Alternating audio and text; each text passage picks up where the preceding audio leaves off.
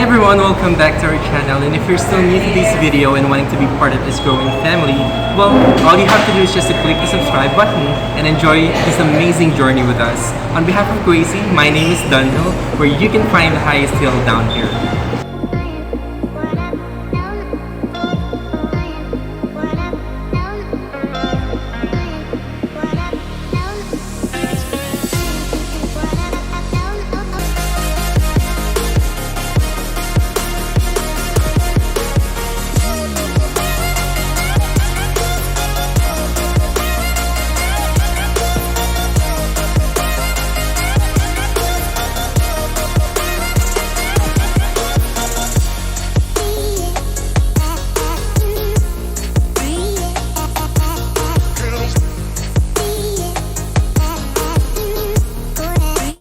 Alright, so as I've already mentioned on my previous video, I'll be having an all about your profession segment, and this video will be the first on our list.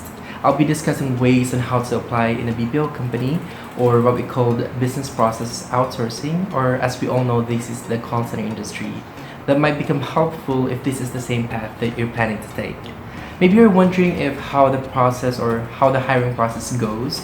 There are different stages. The first one will be initial interview. It could be one-on-one, meaning to say there is one interviewer and one applicant, or a panel interview. It could be multiple interviewers and then one applicant, or on the other hand, there will be different applicants at the same time and then one interviewer.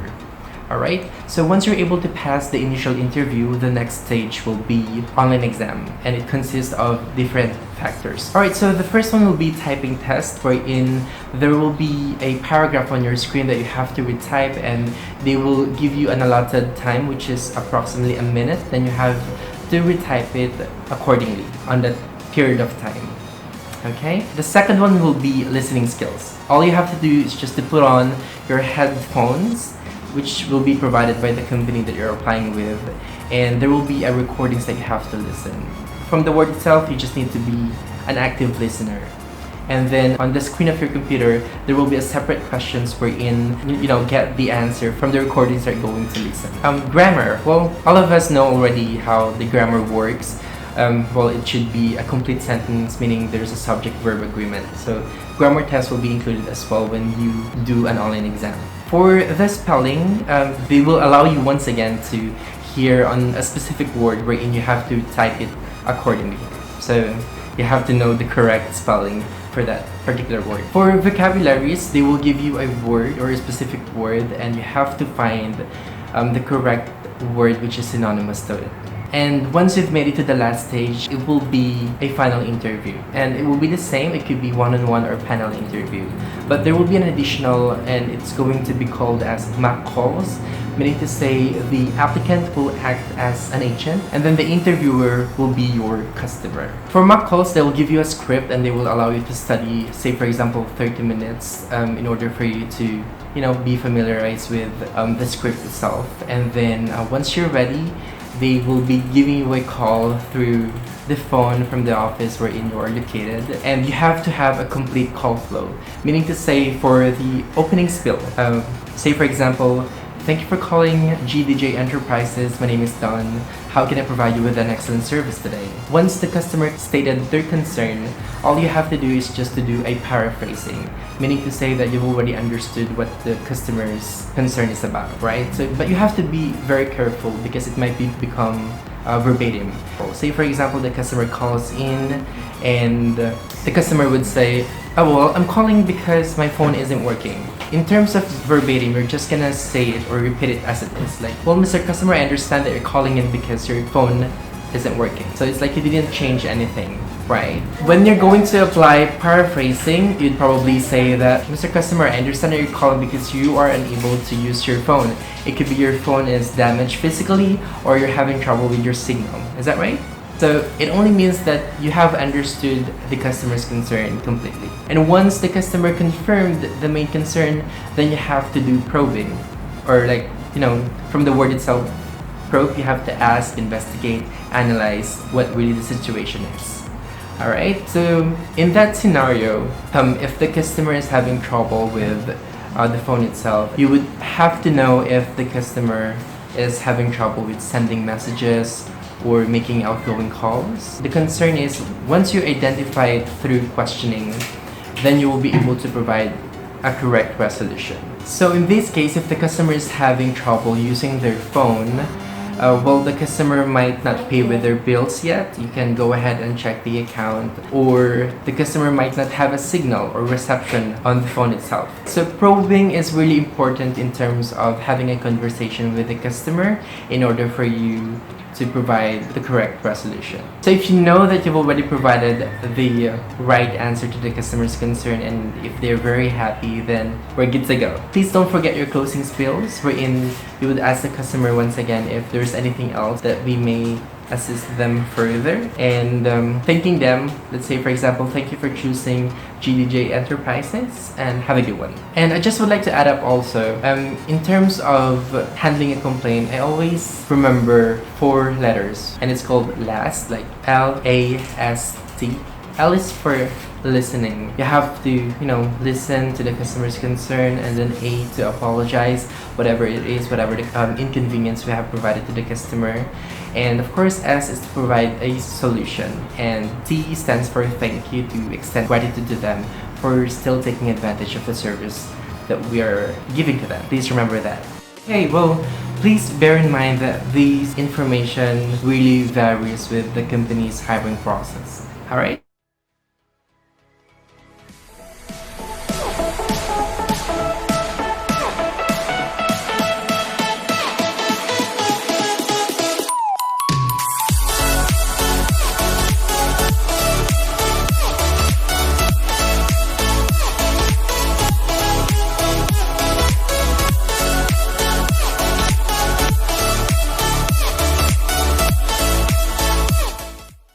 Hi guys, Mark here from Dell Technical Eds, and today I'll be showing you some of my memories here working at Dell Tech for more than 5 years. I hope you like it. Okay, so you heard me right. I've been working in Dell Tech for more than 5 years now. Actually, I have experience in different accounts, other Telstra, like billing, technical support, and the most challenging one is complaints. One of the most memorable experience that I have here in Teletech is when I was sent to Lipa 2 years ago to become subject matter expert. What I do is I assist trainees and leading them how to take calls properly, guiding them how to use the tools, learning about Telstra stuff, and it was one of kind experience to me because I've met new people. I have visited places that I have never seen before. So all I can say is, no matter what happens in your life, just keep working hard, because work hard pays off. That's all for me. Hi. So how's everyone doing? Great. Oh, good. Great. That's good to hear. Well, first and foremost, I'd like to thank each and every one of you for spending some time today and for joining this meeting. And as you are all aware about today's vlog, we will be having an all about your profession segment. And our first topic will be related in a call center industries, or what we also call BPO business. I will be allowing one person at a time to share a brief experience about the life in the BPO, and in order for us to have a smooth flow of this segment, here are your guidelines. Alright, so first, please state your name. Secondly, kindly let us know if how long have you been working in the BPO. And third, tell us the advantage of working in this industry, or share an amazing experience while working in the BPO. And finally, for us to help our viewers, what is your favorite question during the interview process and how do you deal with it? Alright, so let's start with Ken. Hi guys, good morning. Hi Ken, alright. My name is Ken. I've been in the BPO industry for almost 10 years. The advantage in working in the BPO industry for me is the salary, and that's just it. The most amazing experience while working in the BPO industry, that is the time when I met my wife. And I proposed to her during our Christmas party way back 2014 in front of all the employees of ePerformax, and that is in the World Trade Center. That was way back 2014. And finally, your last question was favorite question. Tell us something about yourself. That is my favorite question. Basically, how I answer this one is to focus on the things or information which is not listed on my resume. That's the Can you quickest. sure? Can you give us some example about the things that you have to mention that is outside of your resume? Like, I'm a tattoo artist during Saturdays and Sundays. I'm also a grease monkey, or I love to fix some stuff like automotive stuff and all that. Quite interesting. Thank you so much for that insight, Ken. All right, let's just proceed with Ate Carmela. Yeah, please go ahead. Yes. Hi, I'm Carmela, and I've been with the BPO industry for more than 10 years, technical support.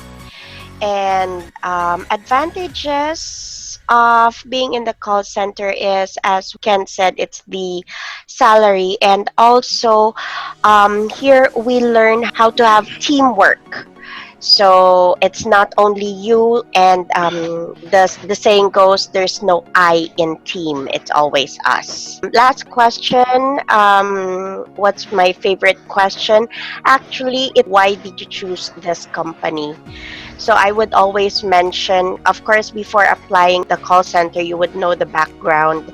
So I would tell them a little bit of the background of the BPO of their company. All right. So mainly you do research prior to attending the interview, correct? Yes, And if I do have friends, I would ask them also how is the company. It is more of the good side rather than the bad side. Well, that's a very good idea. Thank you for giving those information as well. All right. So the next one will be Judy. Hi.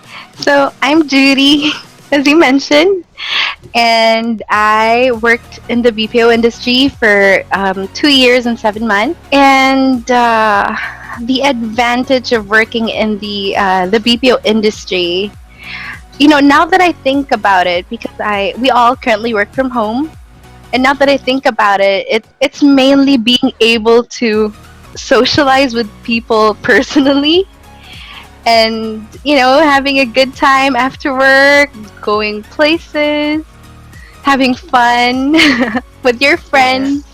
I mean, you don't get to do that much when you work from home, but I think that would be an advantage for some people who like socializing with others. And my favorite question during the interview process would be, why should we hire you? And this is only because that's the time when you can highlight all your advantages, all the things that you can do to try to impress them. So that's when you say, you should hire me because I have a proven track record. I was top 1, top 2, top 3, or I was selected as an SME. That's when you get to highlight that. And that's when you get to prove yourself that you are worth hiring over the other candidates, right? So I think that's something that you will need to prepare for, because it can make or break your application. Oh, right. Well, I'm very speechless. That's really on point. Thank you so much for that, Judy. But just would You're like to add up welcome. also that I really miss going out as well with, meeting new friends, your colleagues, and well, yeah, that really excites the most, right, when working in a company.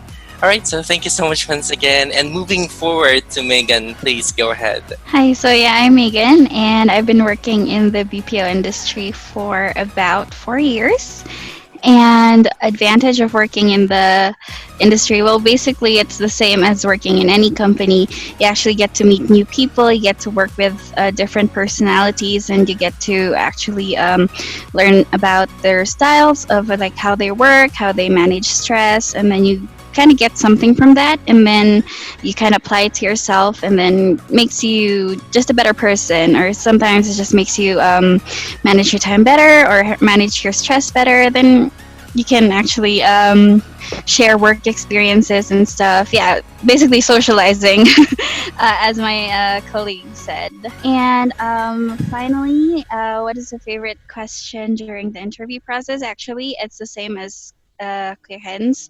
My favorite question is, tell me more about yourself, because you're really going to have to prepare for that. Because yes, I agree that you're supposed to tell them what is not in your resume, because you already submitted your resume and they already know all the things that are there.